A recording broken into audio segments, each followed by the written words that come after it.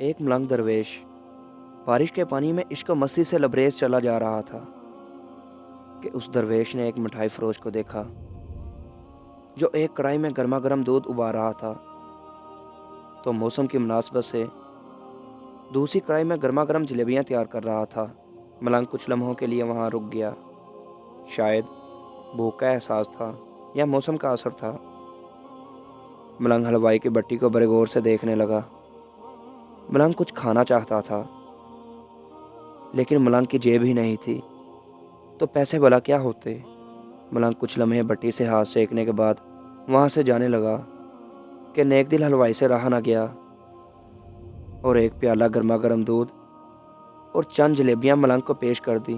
ملنگ نے گرما گرم جلیبیاں گرما گرم دودھ کے ساتھ نوش کی اور پھر دونوں ہاتھوں کو اوپر کی جانب اٹھا کر حلوائی کو دعا دیتا ہوا آگے چل دیا۔ ملنگ کا پیٹ بھر چکا تھا۔ دنیا کے غموں سے بے پرواہ وہ پھر ایک نئے جوش میں بارش کے پانی کو اچھالتے ہوئے جا رہا تھا۔ وہ اس بات سے بے خبر تھا کہ ایک نوجوان جوڑا بارش کے پانی سے بچتا بچاتا اس کے پیچھے پیچھے آ رہا تھا۔ ملنگ نے اچانک بارش کے پانی میں زور سے پاؤں مارا تو پانی پیچھے آنے والی نوجوان عورت کے کپڑوں کو بھگو گیا۔ اس نازنین کا قیمتی لباس کیچڑ سے بھر چکا تھا۔ اس کے ساتھی نوجوان سے یہ بات برداشت نہ ہوئی، لہٰذا وہ آستین چڑھا کر آگے بڑھا اور اس ملنگ کو گریبان سے پکڑ کر کہنے لگا، کیا اندھا ہے؟ تجھے نظر نہیں آتا؟ تیری حرکت کی وجہ سے میرے محبوبہ کے کپڑے گیلے ہو چکے ہیں اور کیچڑ سے بھر چکے ہیں۔ ملنگ ہکا بکا سا کھڑا تھا، جبکہ اس نوجوان کو شدید غصہ آ رہا تھا۔ عورت نے آگے بڑھ کر نوجوان کے ہاتھوں سے ملنگ کو چھڑوانا بھی چاہا، لیکن نوجوان کی آنکھوں سے نکلتی ہوئی نفرت کی چنگاری دیکھ کر وہ پیچھے ہٹ گئی۔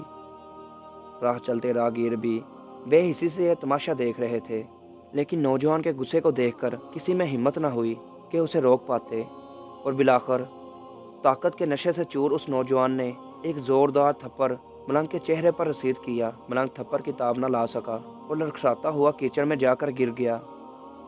نوجوان نے جب ملنگ کو نیچے گرتا دیکھا تو مسکراتے ہوئے وہاں سے چلا گیا۔ بوڑھے ملنگ نے آسمان کی جانب نگاہ اٹھائی اور اس کے لب سے نکلا، واہ میرے مالک، کبھی گرما گرم دودھ جلیبیاں اور کبھی گرما گرم تھپڑ، مگر جس میں تو راضی، مجھے بھی وہی پسند ہے۔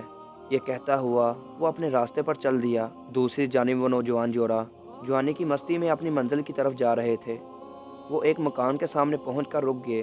وہ نوجوان اپنی جیب سے چابیاں نکال کر اپنی محبوبہ سے ہنسی مذاق کرتے ہوئے بالا خانے کی سیڑھیاں طے کر رہا تھا۔ بارش کے سبب سیڑھیوں پر پھسلن ہو گئی تھی۔ اچانک اس نوجوان کا پاؤں پھسلا اور وہ سیڑھیوں سے نیچے گرنے لگا۔ عورت نے زور زور سے شور مچا کر لوگوں کو اپنے محبوب کی جانب متوجہ کرنے لگی، جس کی وجہ سے کافی لوگ فوراً مدد کے واسطے نوجوان کی جانب لپکے، لیکن دیر ہو چکی تھی۔ نوجوان کا سر پھٹ چکا تھا اور بہت زیادہ خون بہنے کی وجہ سے اس کی موت واقع ہو چکی تھی۔ لوگوں نے دور سے آتے ملنگ کو دیکھا تو آپس میں کہنے لگے کہ ضرور اس ملنگ نے تھپڑ کھا کر نوجوان کے لیے بد دعا کی، ورنہ نوجوان کا صرف سیڑھیوں سے گر کر مر جانا بڑی حیرت کی بات لگتی ہے۔ چند نوجوانوں نے یہ بات سن کر ملنگ کو گھیر لیا۔ ایک نوجوان کہنے لگا کہ آپ کیسے اللہ والے ہیں جو صرف ایک تھپڑ کی وجہ سے نوجوان کے لیے بد دعا کر بیٹھے؟ یہ اللہ والوں کی صحبت کا اثر نہیں لگتا۔ وہ ملنگ کہنے لگا، خدا کی قسم میں نے اس نوجوان کے لیے ہرگز بد دعا نہیں کی۔ تبھی مجمع میں سے کوئی پکارا، تو ایسا نوجوان سیڑھیوں سے گر کر کیسے ہلاک ہو گیا؟ تب اس ملنگ نے حاضرین سے ایک انوکھا سوال کیا کہ کوئی اس تمام واقعے کا گواہ موجود ہے؟ ایک نوجوان نے آگے بڑھ کر کہا، ہاں میں اس تمام واقعے کا عینی گواہ ہوں۔ ملنگ نے اگلا سوال کیا، میرے قدموں سے جو کیچڑ اچھلی تھی، کیا اس نے اس نوجوان کے کپڑوں کو داغدار کیا؟ وہی نوجوان بولا، نہیں، لیکن عورت کے کپڑے ضرور خراب ہوئے تھے۔ ملنگ نے نوجوان کی باہوں کو تھامتے ہوئے پوچھا، پھر اس نوجوان نے مجھے کیوں مارا؟